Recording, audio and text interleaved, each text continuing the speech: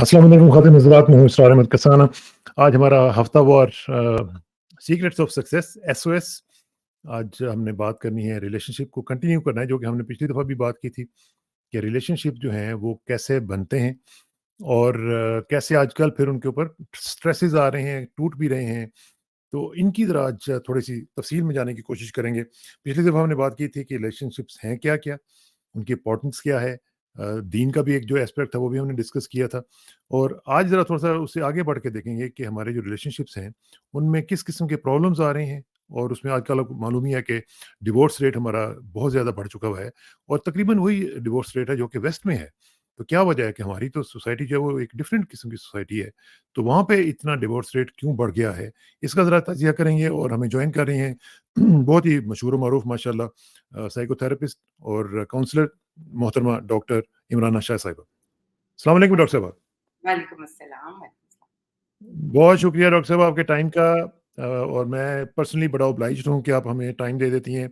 वरना तो ये है कि जितनी आप मसरूफ़ होती हैं, इसमें तो आपसे टाइम लेना भी बड़ा मुश्किल होता है। लेकिन बहुत-बहुत शुक्रिया। अच्छा डॉक्टर साहबा, एक तो ये है कि हमने बात की थी पिछली दफ़ा कि रिलेशनशिप्स की इम्पोर्टेंस पे कि कितना अच्छा ये एक रिलेशनशिप है। फिर ज़ौजैन की आपने एक बात की थी कि जो सबसे पहला रिलेशनशिप बना था वो ज़ौजैन का था। और उसके बाद फिर हमने देखा कि मुख्तलिफ जो उसके एस्पेक्ट्स थे वो आपने डिस्कस किए थे। आज ज़रा हम चाह रहे हैं कि ये देखा जाए कि रिलेशनशिप्स में क्यों दरारें क्यों आती हैं? हमारे रिलेशनशिप्स जो हैं उसमें कंपैटिबिलिटी के भी इशू आ रहे हैं, उसमें फिर मुख्तलिफ और इश्यूज़ आ रहे हैं, वर्ल्डली मैटर्स भी आ रहे हैं, कुछ और रीज़न्स भी हैं। तो वो उस पे ज़रा थोड़ा-सा हमें बताएँ कि क्या-क्या चीज़ें हैं जो मोस्ट इम्पोर्टेंट हैं रिलेशनशिप्स के हवाले से और अगर वो खतरनाक हैं तो हमें उनसे उनको कैसे अवॉइड करना चाहिए? जी, ओवर टू यू। जी, अस्सलाम वालेकुम। सबसे पहले मैं आपको बता दूँ जो आपने कहा था कि टाइम जो आप देती हैं, टाइम तो मेरा है ही नहीं, टाइम तो अल्लाह का है। ये एक ऐसी ब्लेसिंग है जो हाँ, सबको यूनानिमसली मिली हुई है। जैसे हमने टाइम मैनेजमेंट में एब्सोल्यूटली, बात की थी, तो इसलिए मेरा नहीं है। खैर एनीवे। अच्छा जी, बिल्कुल ठीक आप कह रहे हैं जी, शादी की प्रॉब्लम सबसे ज़्यादा ये है कि शादी का कॉन्सेप्ट खुशी का होता है, टुगेदरनेस का होता है, तस्कीन का होता है, जैसे हमने बात की थी कि वो उसका रीज़न जो है जब वो रीज़न को हम टैप नहीं कर रहे होते कि आपस में एक-दूसरे की कंपैटिबिलिटी रीज़न नहीं हो जाता और मल्टीपल रीज़न्स होते हैं जिसके लिए शादी होती है। तो ज़ाहिर है जब रीज़न गलत होगा तो उसका रिज़ल्ट भी फिर गलत निकलने के चांसेस बहुत ज़्यादा हो जाते हैं। अब सोचने वाली बात ये है कि बेसिकली ये स्टेम कहाँ से हो रहा है, रूट कॉज़ क्या बनते हैं उनके। रूट जी, कॉज़ेज़ में से बहुत ज़्यादा चीज़ अंडरस्टैंड करने की ये है कि आजकल जो स्ट्रेसेस हैं, वो आज से 15-20 साल पहले के साथ कोई कंपैरिज़न नहीं है। बिकॉज़ हुँ, प्रॉब्लम ये है कि अब लड़कियों को ये होता है कि जी हमने भी उतनी ही एजुकेशन हासिल करनी है, उतना ही वर्ल्ड में निकलना है। हर चीज़ ये गलत नहीं है, मैं नहीं कह रही कि ये they hmm, shouldn't aspire for something big.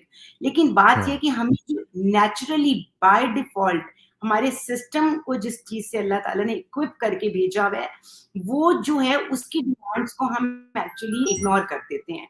For instance कि हमें जब हमें इक्विप करके अल्लाह ताला ने भेजा है कि हमने माइक्रो मैनेजमेंट करनी है, ठीक है?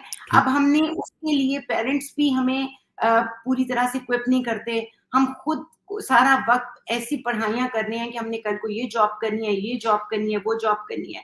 अब ये भी एक पूरी जॉब होती है जिसको हुँ, जिसको कहते हैं हाउस जॉब एक पूरी है। हुँ, वो और एक सही पूरी बात। वो ऑर्गनाइज़ेशन है जिसको हमने मैनेज करना है, तो बड़ी प्रेस्टीजियस ऑर्गनाइज़ेशन है। हुँ, क्योंकि देखिए हुँ, उसमें एक औरत अकेली हेड भी होती है, मैनेजर भी होती है विदिन द हाउस। उस तरह जो प्रोवाइडर तो मियाँ है, लेकिन जब वो प्रोवाइड करने के लिए बाहर गया हुँ, होता है, तो वो 100% उस घर में she is the one who is managing everything. उसमें एब्सोल्यूटली, इक्विपमेंट की कमी हो जाती है पेरेंट्स की साइड से। मतलब मैं पेरेंट्स को ब्लेम नहीं कर रही, हम मैं भी पेरेंट्स की कैटेगरी में आती हूँ। लेकिन हम जेंडर को अंडरस्टैंड नहीं कराते कि लड़के को भी बिल्कुल ही और पढ़ाते नहीं है, वो बड़ा ममाज़ बेबी बन जाता है कि जी अच्छा मेरा बेटा ये है, मेरा बेटा ये खाएगा। हुँ, अब वो क्या होता है कि वो बीवी में अपनी माँ को ढूँढ रहा होता है और जो बीवी है वो हुँ, अपने हस्बैंड में अपने वालिद को ढूँढ रही होती है। हुँ, अब वो एक्चुअली मेरे अब्बू तो यूँ नहीं करते थे या मेरी अम्मी तो यूँ नहीं करती थी। देखिए वो रिश्ता ही डिफरेंट कैटेगरी का है। वो गिविंग हुँ, का रिश्ता होता है जो माँ-बाप का होता है और मियाँ-बीवी का कंपैटिबिलिटी और सुकून और टुगेदरनेस का रिश्ता है। ठीक है ना? उस टुगेदरनेस के रिश्ते में ऑब्वियसली कंपैरिज़न कंट्रास्ट आप सेम चीज़ से कर सकते हो। अब ये तो नहीं कहेंगे मेरा जो हुँ, फलाना मियाँ था, फलानी बीवी थी, हुँ, वो तो एक ही होता है। तो वो हुँ, कंपैरिज़न सो एक चीज ये होती है कि इक्विपमेंट कम होती है from parent side for the gender role हमने जो करना है। टू, अगर जॉब करनी है, बिस्मिल्लाह, मैं भी जॉब करती हूँ सारी जिंदगी, लेकिन उसमें फिर हमने किस तरह से ड्यूटीज को मैनेज करना है कि कौन सी चीज को मैंने प्रायोरिटी देनी है। और एक चीज जो छोटी सी इसरार, मैं इस चीज पे बड़ा स्ट्रेस करती होती हूँ, मैंने कुछ और टॉक जी शोज में कही भी है कि एक होती है कि वर्किंग वुमन और एक होती है करियर वुमन। दोनों चीजों में थोड़ा सा फर्क होता है। लोग क्रिटिसाइज कर सकते हैं इस इश्यू को, लेकिन मैं आपको डिफरेंस थोड़ा सा बता दूं जिसकी वजह से डिवोर्सेस रेट बढ़ गए हैं।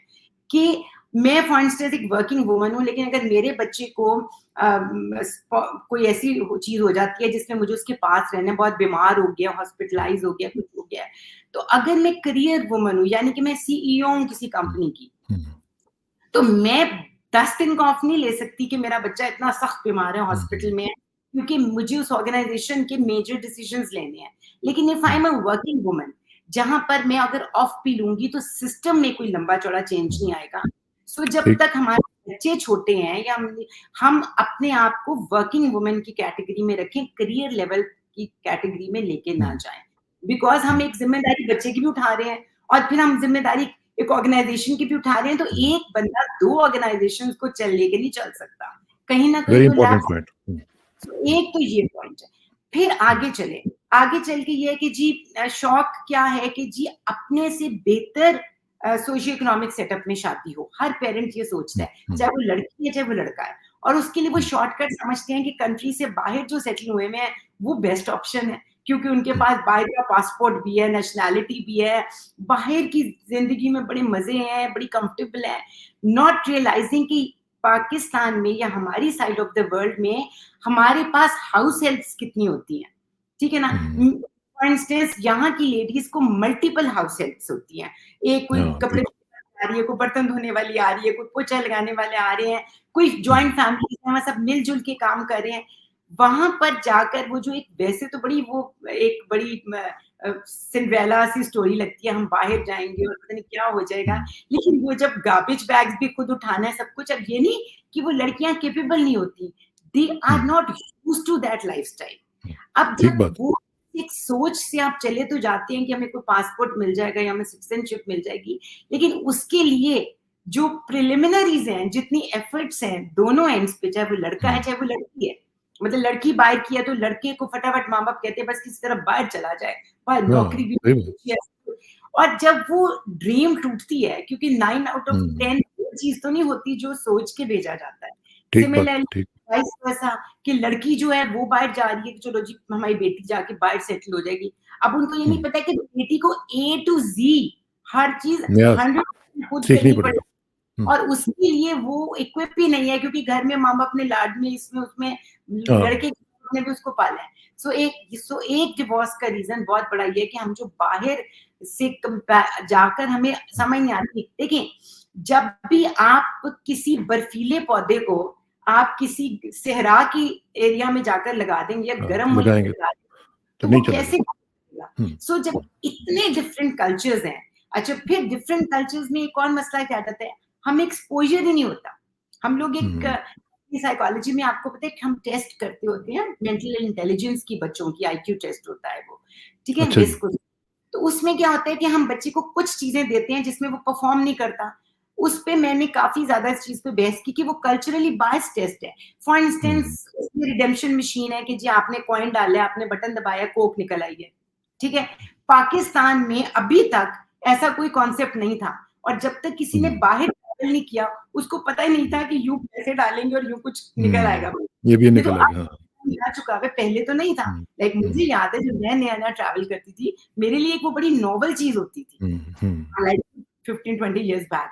सो सही बात। बच्चे का IQ कैसे टेस्ट हो रहा है, क्योंकि वो तो कल्चरली बायस्ड है चीज। सिमिलरली जब लड़की इधर से जाती है, लड़का जाते हैं, कितना भी आपको, बहुत अमीर लोग हैं जो हर वक्त ट्रैवल करते हैं, एक मीडियोकर फैमिली या लो मिडिल क्लास या कुछ, वो तो नहीं बाय ट्रैवल करते। अब वो फर्स्ट टाइम गई है, उसके लिए वो कल्चरल शॉक कितना बड़ा है कि वो रिलेशनशिप पे कैसे मेहनत होगी, और जब रिलेशनशिप पे मेहनत नहीं होगी, वो बेचारा या बेचारी, मतलब गलती उनकी भी नहीं है उस तरह से, वो सोचा कुछ था निकला कुछ, वो जो एफर्ट हो रही होती है to settle in a new culture, that is too big. हाँ, तो ये ये सही बात है। और इसमें इसमें आपने एक बड़ा इम्पोर्टेंट जो नुकता बताया वो था टुगेदरनेस का। अब जो जी, टुगेदरनेस है डॉक्टर साहिबा ये देखिए ना 2 इंडिविजुअल्स हैं, अब उनकी शादी हो गई है। अब उन्होंने दोनों ने ये देखना है कि कंपैटिबिलिटी चले अगर कहीं कम भी है तो फिर भी कोशिश करनी चाहिए कि जो टुगेदरनेस का जो आप कॉन्सेप्ट दे रही हैं, उसके ऊपर दोनों को मिलके काम करना चाहिए। वो कहते हैं ना कि if you dream alone it is still a dream. क्योंकि जब यस, आप ड्रीम जो कर रही हैं वो अगर आप अकेले हैं तो वो कोई उसका फायदा नहीं है, वो सिर्फ ड्रीम ही रहेगा अनलेस आप टुगेदरनेस में नहीं आते। तो ये हाँ जो जी, टुगेदरनेस है ये कैसे बिल्ड की जा सकती है, क्योंकि इसमें हमने देखा है कि इसमें मुख्तलिफ चीज़ें आपकी इंडिविजुअलिस्टिक टेंडेंसीज भी आ जाती हैं, आपकी अना भी आ जाती है, आपकी पर्सनैलिटी के जो मुख्तलिफ एस्पेक्ट्स हैं वो भी सामने आ जाते हैं। लेकिन ये देखना कि नहीं ये मेरी बीवी है या मेरा शोहर है, इसमें टुगेदरनेस हो ताकि दोनों मिल के इस गाड़ी को आगे लेके चलें, ये कितना इंपॉर्टेंट होता है जी? देखिए जी, यही तो इम्पोर्टेंट होता है। ये तो सब, लेकिन सबसे ज़रूरी चीज़ है, अगर इसके लिए कोई शॉर्टकट ढूँढना है या तरीका ढूँढना है कि हुँ, कैसे टुगेदरनेस में आप ड्वेल कर सकते हो, 2 हुँ, इंडिविजुअल्स जो फ़र्क घरों से आए हुए हैं, हुँ, हुँ, फ़र्क सेटअप्स के साथ आए हुए हैं, फ़र्क लाइफ़स्टाइल्स के साथ आए हुए हैं, फ़र्क जेंडर्स हैं, वो एक जगह कोएग्ज़िस्ट करने आए हैं, तो ऑब्वियसली उसके लिए उनको बड़ा इक्विप होना पड़ेगा। सबसे हुँ, एक आसान और क्विक तरीका ये होता है कि आप अपने पेरेंट्स को ऑब्ज़र्व करें, हर बच्चा अपने पेरेंट्स को नोट करे कि वो भी एक मर्द है और एक औरत है। वो बच्चा ये ना देखे कि ये मेरी माँ है और ये मेरा बाप है, वो ये नोट करे, लाइक जब वो टीनेज में आते हैं बच्चे, कि ये एज़ अ कपल कैसे एग्ज़िस्ट कर रहे हैं। मतलब मेरे हुँ, अब्बू मेरी अम्मी के लिए क्या कर रहे हैं, उनको रिगार्ड हुँ, कर रहे हैं, उनको डिसरिस्पेक्ट कर रहे हैं, अगर वो बात कर रही हैं तो बीच में काट के अपनी बात करना शुरू हो गए हैं। हुँ, सिमिलरली अगर अब्बू कोई बात कर रहे हैं तो अम्मी इनको इंसल्ट कर रही हैं, लोगों में बैठकर हाँ, बेइज़्ज़ती कर रही हैं या टॉन्टिंग हो इम्बैरेस, रही है इस तरह की चीज़, हाँ, हाँ, टॉन्टिंग हो रही है, एक-दूसरे के रिलेशंस की बुराइयाँ हो रही हैं या हुँ, तारीफ़ हो रही है, आइदर वे हुँ, आपने हुँ, अपने पेरेंट्स को एक देखना है। अगर छोटा है, मतलब उसके बड़े बहन-भाई भी हैं, वो अपने बड़े बहन-भाइयों के मैरिटल रिलेशंस को देखें। हुँ, कुछ हुँ, चाचा-चाची, मामू-मामी, कपल्स को दिखा कपल्स की ट्रेनिंग बड़ी ज़रूरी है कि जब यूथ बड़ी हो रही होती है, टीन्स लेटर टीन्स में आती है, हुँ, तो वो प्रिपेयर हो कि मैरिज क्या चीज़ है। बहुत सालों हुँ, से इसकी ट्रेनिंग करनी चाहिए अपने आप को हुँ, कि क्या चीज़ है और कौन से कपल्स हैं वो इतने खुश क्यों हैं, उसके पीछे रीज़न्स क्या हैं। अब हुँ, रीज़न्स स्टार्ट नॉर्मली जो होते हैं ना, वो ये होता है कि सबसे पहले हमें देखना है कि हमें अपनी डिफरेंसेस को रिस्पेक्ट करना है।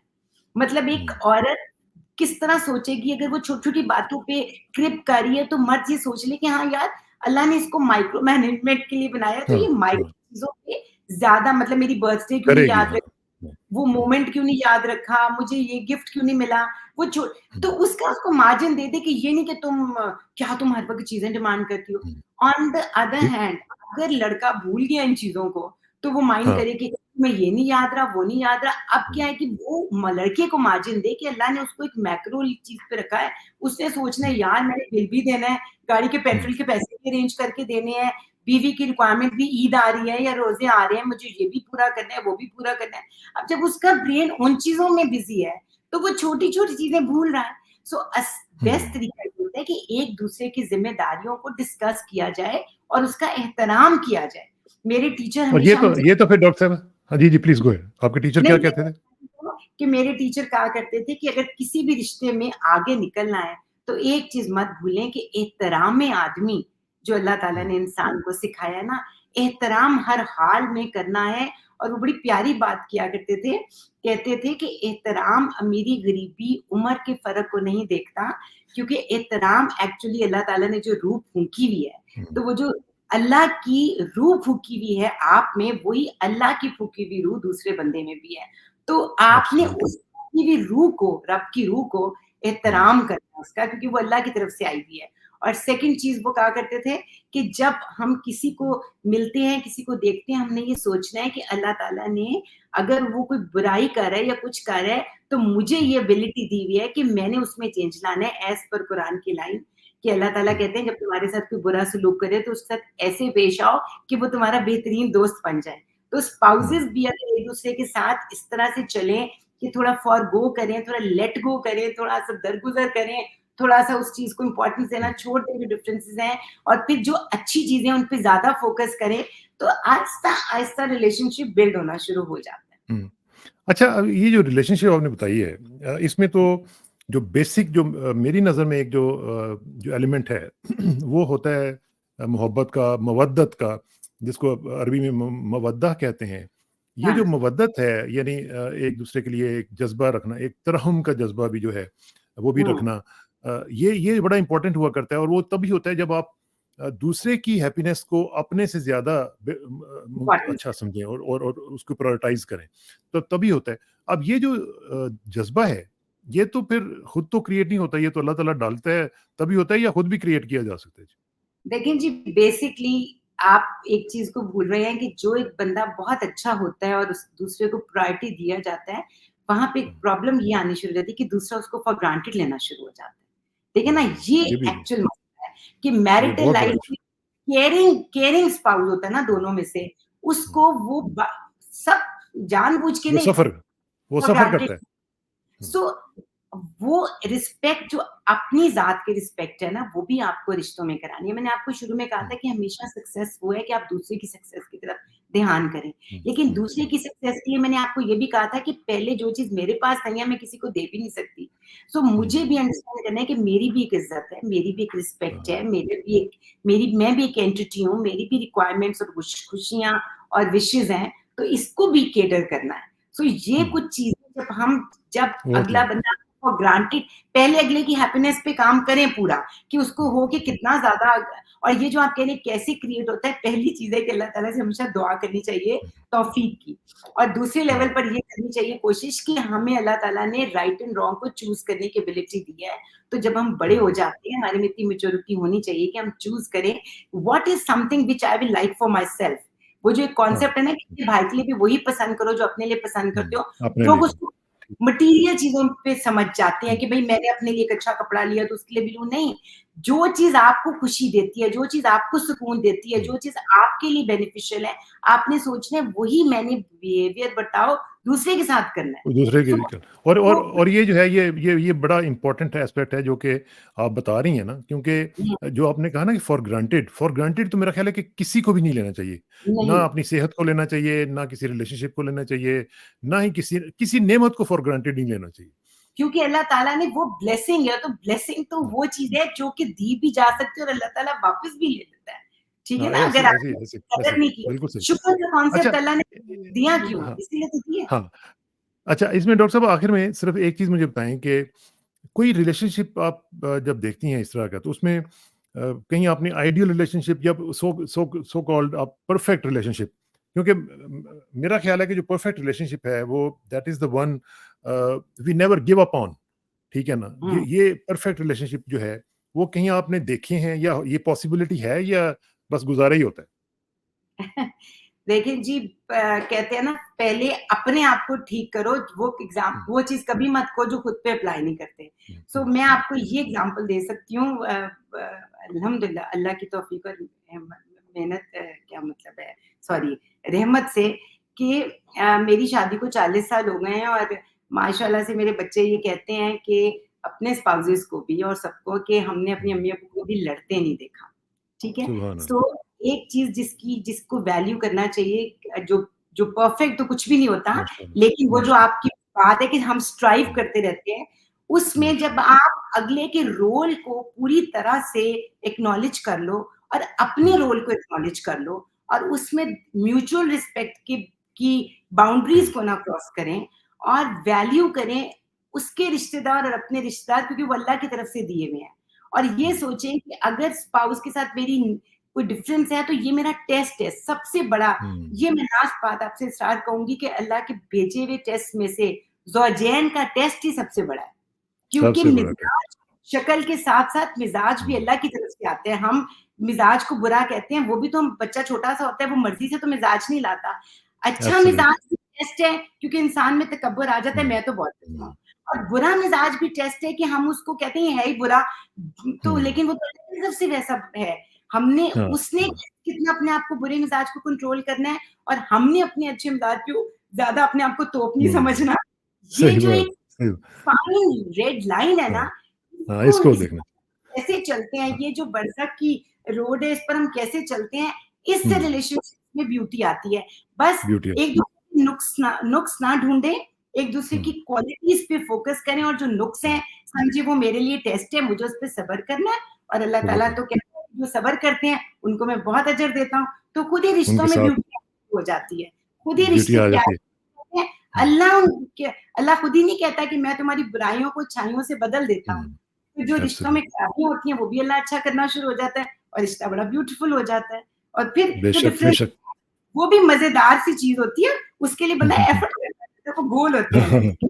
सही बात। अच्छा, आखिर में एक एक पॉइंट मेरा ख़्याल है कि मेरे ज़हन में नहीं रहा, वो ये था कि ये जो मुख्तलिफ डिवोर्स रेट्स आप बात कर रही थी, उसमें एक रीज़न जो है ये औलाद की भी होती है, कि जी, जी। औलाद का भी एक इश्यू जो है बड़ा इम्पोर्टेंट आ जाता है, कि जिसकी वजह से फिर कई कुछ मेडिकल जी, इश्यूज़ भी होते हैं। तो वो ज़रा थोड़ा-सा उसके बारे में भी बताएँ कि ये मैं क्या करना चाहिए? मल्टीपल डिवोर्स के जो रीज़न्स हैं, उसमें तो देखें ना जी, कंपैटिबिलिटी का इश्यू है, गोल्स लोग बड़े-बड़े अपने बना लेते हैं कि हमने पता नहीं क्या बन जाना है, और उसमें ज़ाहिर है जब आप कोएग्ज़िस्ट कर रहे होते हैं, तो बहुत सारे हमारे गोल्स या ड्रीम्स नहीं फुलफिल होते। नहीं पूरे सो होते, हाँ। म्यूचुअल ड्रीम्स नहीं देख रहे होते, एक-दूसरे के नुक्स ढूँढ रहे होते हैं, ईगो इश्यूज़ बहुत होते हैं, ये मैं क्यों करूँ, मैं क्यों करूँ, मैं तो कोई नौकर हूँ, मैं कोई नौकर हूँ, मर्द भी ये सोच रहा होता है, मैं इसका मुलाज़िम नहीं हूँ कि मैं कमा-कमा के इसको खिलाता रहूँ। बीवी कहती है, मैं कोई मुलाज़िम हूँ कि मैं इसको ये करती रहूँ। सो ये रीज़न्स होते हैं। फिर आ जाती है औलाद। औलाद तो अल्लाह ताला का एक, वैसे ही अल्लाह ताला ने कहा है कि पैसा और औलाद इंसान का बहुत बड़ा टेस्ट है। सो टेस्ट है, औलाद ना होना भी एक टेस्ट है, औलाद होना भी एक टेस्ट है। उसके लिए ठीक जो बात। एक बहुत बड़ी मिस्टेक इस तरह लोग करते हैं, जो मैं पेरेंट्स को इस वक़्त एड्रेस करके कहूँगी हुँ, कि हुँ, प्लीज़ आपने अपने बच्चों की शादी करनी है ना, तो शादी के बाद एक नेचुरल आउटकम होता है कि इंसान की औलाद हो, ठीक है? हुँ, आप अपने-अपने बेटे को और अपनी बेटी को ज़रूर बैठें, आप बातें करें उससे, हम जैसे और इतनी बातें करते हैं कि हुँ, हुँ, ज़िंदगी में तुम क्या करना चाहते हो, क्या नहीं करने दे। उसके साथ डिस्कस करें कि भई, डू यू थिंक कि आप मेडिकली ठीक हो? Let's go hmm, and discuss with doctor, आपकी हुँ, सारी चीज़ें सही हैं, ताकि कि मेरे पास मल्टीपल केसेज़ ऐसे आए हैं, जो नॉन कंज़म्मेशन ऑफ मैरिज की वजह से डिवोर्स हुई हैं। तो ओह हो! कंज़म्मेशन नहीं हो सक रही। आप सोचिए ना, तो अगर लड़के को या लड़की को नहीं पता, या उनका इंटरेस्ट नहीं है फिजिकल रिलेशनशिप में, तो फिर वो चीज़ भी पहले वॉइस कर दे लड़का और लड़की, ना कि प्रेशर हुँ, में आके शादी कर ले और उसका कोई इंटरेस्ट नहीं है अगर फर्ज़ करें, तो फिर हाँ, क्यों? अच्छा, बहुत से लड़के छुपाते हैं कि वो गे हैं, बहुत सी लड़कियाँ छुपाती हैं कि उनके इंटरेस्ट अपनी फीमेल्स में ज़्यादा है, और फिर जब शादी हो जाती है तो वो लड़का और लड़की को एक-दूसरे में कोई इंटरेस्ट ही नहीं होता, और फिर वो ओह डिवोर्स हो! हो। ये केसेस चूँकि मेरे पास रियल में इतने सारे आ चुके हैं, तो मैं आपको वॉइस कर रही हूँ। या ओह मेडिकली हो! वो फिट ही नहीं होते टू हैव अ रिलेशनशिप। तो ये चीज़ें ज़रूर पेरेंट्स मैच्योरिटी के साथ अपने-अपने बच्चों से डिस्कस कर लें कि बेटा मुझे बता हुँ, दो, कोई इश्यू है, कुछ है। हम किसी के हाँ, हाँ, बच्चे को या बच्ची को और पूरी हाँ, लाइफ डिस्टर्ब करने जा रहे हैं, और अगला पता नहीं अपनी सारी जमा पूँजी इकट्ठी करके एक शादी हुँ, कर रहा है। नॉट ये कि महीने बाद फॉर सच रीज़न्स जिसको पहले पता करा जा सकता है, डिवोर्सेस हो जाएँ। पैसे का ओह खर्चा हो! और इतना, लोग बेचारे कर्ज़ों के नीचे दब जाते हैं एक शादी ओए करते-करते। होए होए! ओह हो फिर हो! उसके बाद शादी होगी, एक लड़की फ़र्ज़ करें दूसरे मुल्क चली गई, मेरे अपनी फ्रेंड हाँ, की सही हो चुका है, और बाहर जाके पता चला है कि लड़का wasn't capable of having a marital relationship. अब मुझे इतना है, उसके ओए पास होए क्या होए! ऑप्शन? और फिर जब टैग लग जाता है डिवोर्स का, तो फिर कहाँ जाएँ उफ़! लड़के?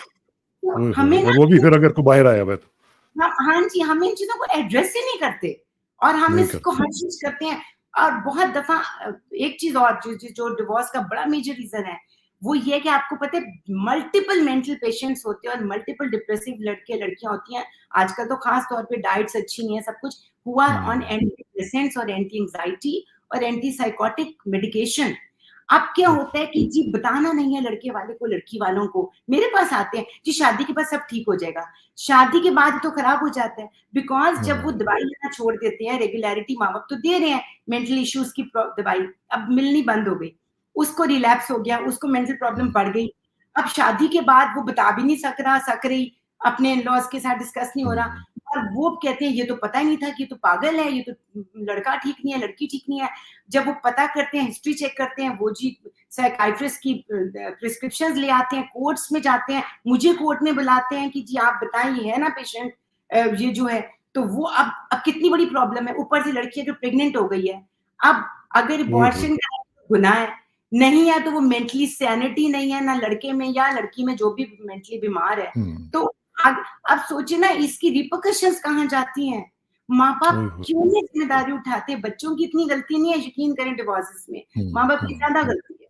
मैं खुद पेरेंट हूँ, इसलिए मैं समझती हूँ हमें बहुत विजिलेंट होना है अपने बच्चों की शादियों से पहले। उनका इंटरेस्ट है कि वो फिजिकली ठीक है कि नहीं, मेंटली ठीक है कि नहीं, हर चीज को देखकर हमें शादी करनी है। बहुत बहुत इंपॉर्टेंट पॉइंट है।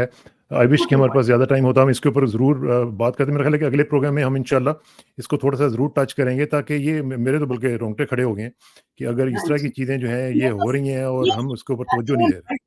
मल्टीपल रियल केसेस आते हैं इस तरह। दिस इज वेरी अल्लाहु वेरी। अकबर! मेरा ख्याल है कि हमें इसके ऊपर थोड़ा-सा मज़ीद गुफ्तगू करनी पड़ेगी। डॉक्टर साहिबा, बहुत-बहुत शुक्रिया। Again I am really obliged, आपने टाइम दिया और मैं स यकीन करें कि मेरे लिए ये बाकी लोग प्रोग्राम्स तो हम करते ही हैं, लेकिन ये जो प्रोग्राम्स हम कर रहे हैं, मेरा ख्याल है कि ये एक रियल सर्विस है टू द कम्युनिटी। और जी, अल्लाह ताला आपको जज़ा दे, अल्लाह ताला आपके काम में बरकत डाले और अल्लाह ताला हाँ, आपकी जो काविशें हैं, उनके ऊपर हम देखें कि लोग अमल भी कर रहे हैं और उनके ऊपर अमल करते हुए अपनी ज़िंदगियों को बेहतर बनाने की कोशिश करें। बहुत-बहुत शुक्रिया आपका। इंशाल्लाह फिर मुलाकात होगी जी। Thank you very much. अस्सलाम वालेकुम जी। वालेकुम सलाम।